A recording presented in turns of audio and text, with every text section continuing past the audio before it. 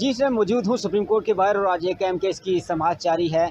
मुबारक Sunny case के में नज़रसानी के हवाले से पंजाब हुकूमत की जानिब से दरख्वास्त दायर की गई थी और अभी अब से कुछ देर पहले जो है इस केस का आगाज़ हुआ। खासकर चीफ जस्टिस काजी फाज ईसा की सरबराही में 3 रुकनी बेंच ये इस अहम केस की जो है समाअत कर रहा है और पंजाब हुकूमत की जानिब से भी जो है वकील पेश हो चुके थे। उसके बाद जो है यहाँ पे मुल्ला फजल रहमान जो है वो भी राउटर पे आए और उन्होंने भी गुफ्तगू की। उन्होंने बताया जज साहब को कि जो केस जो है यहाँ पे जारी है ये बहुत ही अहम केस है, अक़लियतों के हवाले से केस है।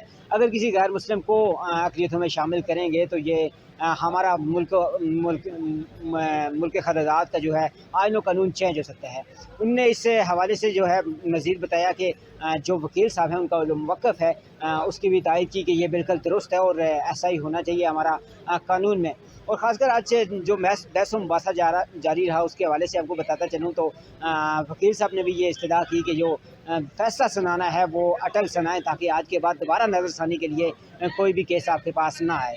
और दूसरी जानिब अगर सिक्योरिटी की बात करें तो पूरे इस्लामाबाद के रेड जोन में इस टाइम सिक्योरिटी हाई अलर्ट है और अब से कुछ देर बाद फ़ैसला आना बाकी है। जो भी फ़ैसला आएगा आपको अपडेट करते रहेंगे। जी।